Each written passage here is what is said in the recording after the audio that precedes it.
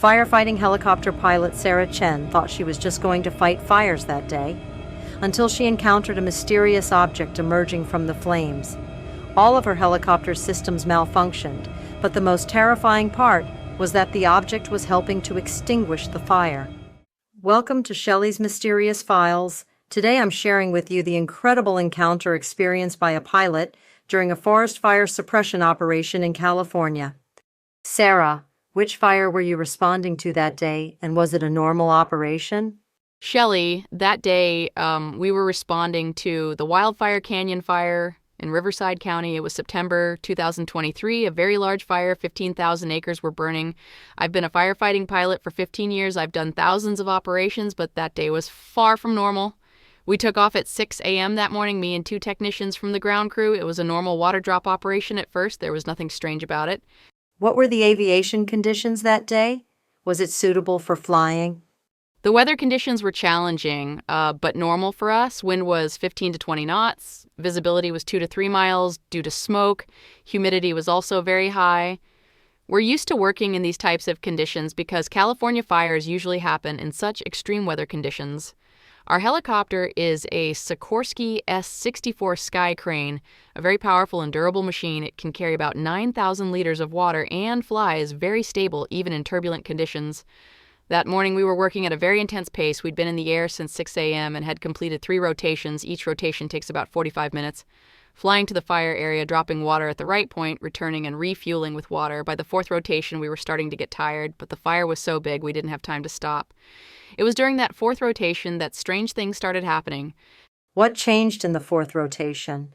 What was the first strange sign? The first strange thing was that my helicopter's autopilot system suddenly went offline. As we were approaching the fire zone, the normally very stable systems started fluctuating. Technician Rodriguez said the avionics have gone crazy. GPS signal was lost, our radio communication was disrupted. At first we thought it was electromagnetic interference, which sometimes happens with large fires.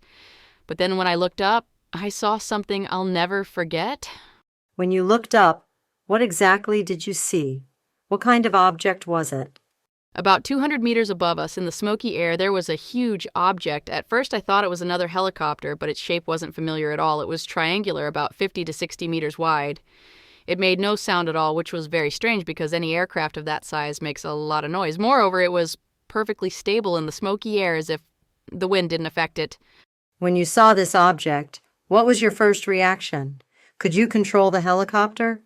My initial shock was huge, frankly. I've been flying for 15 years. I know all types of aircraft, military jets, civilian helicopters, cargo planes, but I'd never seen anything like this. Its shape didn't resemble any known aircraft. I was trying to control the helicopter, but it felt like an invisible force was pulling me upward. Even though the collective was all the way down, we kept ascending. This was physically impossible because when the collective is down, the helicopter should descend. That's one of the basic rules of aviation. But we had climbed from 1,000 feet to 1,500 feet, Technician Martinez was shouting in confusion. "What's happening, Sarah? What are you doing?" But I didn't understand anything either. Rodriguez was also panicking, reporting, "The systems have gone crazy. Nothing is working normally." How long did the helicopter's uncontrolled ascent last? What was the object doing during this process? It lasted about 3 to 4 minutes, but felt like hours to me. The object wasn't moving at all, just hovering above us. The strangest part was that the water tank under our helicopter started opening by itself. I controlled the water release system, but I wasn't giving any commands at that moment. It was as if the object was remotely controlling my helicopter.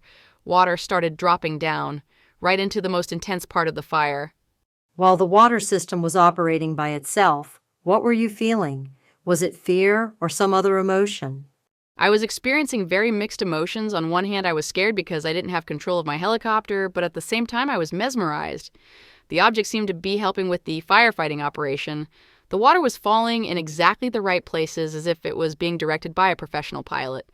Also, I felt a strange sense of calm inside, as if energy from that object was calming me. How did the other people in your crew react to this situation? Could they see the object too? Rodriguez was very scared, constantly shouting, "What is this thing? What is this thing?" Martinez was calmer, but there was terror in his eyes. Both of them could see the object. Rodriguez tried to take photos, but his phone wasn't working. All our electronic devices were affected. The helicopter's camera wasn't recording either. It was as if that object was creating a field that affected all our technology. How long did these electronic malfunctions last, and how did they return to normal? It lasted about 10 minutes, then suddenly everything returned to normal. The object slowly started rising upward and disappeared among the smoke clouds. At that moment, I regained full control of my helicopter. GPS started working, radio communication was restored, all systems returned to normal. It was as if nothing had happened. But when we looked down, we saw that a large portion of the fire had been extinguished. Is it normal for a large portion of the fire to be extinguished? Is such rapid firefighting possible? It's not normal at all, Shelley. Normally, to extinguish a fire of that size requires dozens of helicopters, hundreds of firefighters, and hours of work, but that day, in just 10 minutes, about 500 acres had been extinguished. Moreover, the amount of water we dropped wasn't enough to extinguish such a large area. It was as if another force had also helped. The ground crews were also surprised, asking on the radio, "How did it go out so fast?" How did you report this incident to ground control? What was their reaction? At first, I hesitated about telling the complete truth. But my crew had also seen it. I couldn't lie. I told ground control, "We experienced system malfunctions, encountered an unknown aircraft." The control tower said, "No other aircraft is registered. Nothing appears on radar screens." This was very strange because such a large object should have appeared on radar screens. It was as if it was something only we could see. After returning to the helicopter, was a technical inspection of the aircraft conducted? Was there any damage? Yes. A detailed technical inspection was conducted. The mechanics couldn't find any damage, but there were interesting things. Very slight magnetic fields were measured on the metal surfaces under the helicopter. Also, the electrical circuits of the water release system showed different energy levels than normal. Chief Mechanic Jim said it's as if it was exposed to an electromagnetic wave. But there was no damage. In fact, the engine performance seemed better than normal. After this incident, did you experience similar things in other fire operations? Not with the same intensity, but I saw strange things 2 more times. Once during a fire in Napa Valley, I saw a similar object very far away, but it didn't approach.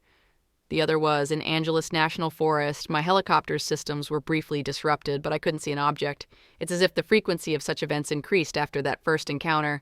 Maybe I started being more careful. Maybe they're really happening more often. Have you heard similar stories from other firefighting pilots? Yes, but most are reluctant to talk about it. Pilot Jake Morrison once asked me, "Did you see them too?" The accounts are very similar to each other. Electronic malfunctions, uncontrolled movements, abnormally fast fire extinction.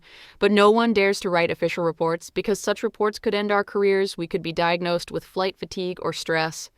How did this experience affect your flying career? Did your flying style change? It definitely changed. Now I fly much more carefully, constantly scanning the sky. I keep extra cameras in my helicopter. If something like this happens again, I want to record it. I also told my crew to be more open about these subjects. If they see something strange, I want them to report it immediately. Hiding such experiences doesn't benefit anyone. How did your thoughts about UFOs change after the experience you had that day? I never used to believe in UFOs. As a pilot, I have a very pragmatic approach. I think everything has a scientific explanation, but what I saw that day has no explanation with our current technology. That object was doing things contrary to the laws of physics, flying without making sound, creating electromagnetic fields, providing remote control. We don't have these technologies. Maybe there really are more advanced civilizations. Could there be logic to encountering such objects during firefighting operations? I've thought a lot about this. Maybe they are more sensitive about environmental protection than we are. Forest fires greatly affect the ecosystem. Thousands of species are harmed. If there really is an advanced civilization, it makes sense for them to intervene in natural disasters. That day, they seem to be helping our firefighting operation. Maybe for them, this is a kind of humanitarian aid. Did you share this incident with your family or close friends? I told my husband Michael I thought he could understand better since he's also a pilot. At first, he approached skeptically, but when I explained the technical details, he started to believe, because the electronic malfunctions I described really can't be explained with existing technologies. I also told my father, he's a retired engineer. He said maybe it's experimental military technology, but it's very difficult to keep such quiet and advanced technology secret, even if it's military. Was there any investigation from official authorities, FAA or other agencies? An inspector from the FAA came. A routine inspection was conducted, but it was a very superficial inspection. He acted as if he wanted to close the subject. He wrote temporary malfunction in systems in his report. He didn't want a more detailed investigation. This also seemed strange to me because normally they take such incidents very seriously. Maybe they had received similar reports before. Did your perspective on firefighting change after that day? Yes, I no longer see it as just a technical job. It's as if I'm part of a bigger purpose. Maybe we're not the only species trying to protect nature. There might be other intelligent beings and they might share the same purpose. This gives me a great sense of responsibility. Now, when I do my job, I think not just about humans, but about the entire ecosystem. Helicopter piloting is a very technical profession. How did this paranormal experience affect your technical approach? That's a very interesting question. On one hand, I started becoming more technical, trying to record and measure everything. If I experience something like this again, I want to have concrete data in my hands. On the other hand, I became more open-minded. I used to reject things I couldn't explain with the technologies I knew. Now I'm more respectful toward the unknown. After this experience, did your perspective on the natural causes of forest fires change? I've thought a lot about this. Most fires are human-caused or result from climate change. But sometimes there are fires whose causes can't be explained. Do those objects only help with firefighting, or do they have other activities trying to prevent fires? Maybe they are much more worried about climate change and environmental problems than we are, because this planet isn't just ours. Do you have advice for other pilots on this subject? What should they do if they experience such things? First, they shouldn't be afraid. According to my experience, those objects aren't harmful. On the contrary, they're trying to help. Second, it's important for them to keep records as much as possible. They should try to record photos, videos, electronic data. Third, they should tell someone they trust. They shouldn't keep such experiences inside. And finally, they should also mention it in their official reports.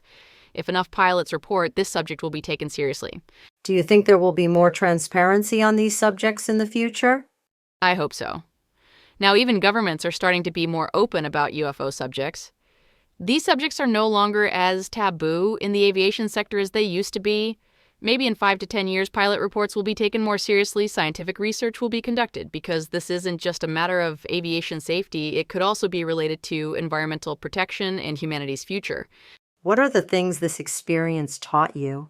The most important thing I learned is that the universe is much more mysterious than we thought. With my 15 years of pilot experience, I thought I knew everything, but I was wrong. I also learned to be open-minded. Along with a scientific approach, I learned to respect the unknown, and most importantly, I understood that not only humans but maybe other intelligent beings are also concerned about protecting nature. Finally, what message do you want to give to people listening to this story? I want to say this. Unexplainable things are happening in the sky, in the seas, in the forests. If you experience such a thing, don't feel alone. Especially people working in nature conservation might experience such encounters. Don't be afraid. Keep records and share. Maybe we're working together to protect this planet. Sarah, thank you very much for sharing this brave experience with us. This really requires great courage. Thank you, Shelley. I'm relieved now that I've shared this story. I hope other pilots will also find the courage to share their similar experiences, because the more data we collect about these subjects, the better we can understand the truth. Listeners, you have heard this extraordinary encounter that pilot Sarah Chen experienced during a California forest fire suppression operation. Next week, we'll be together again with another mysterious incident encountered by a professional. Thank you for joining us.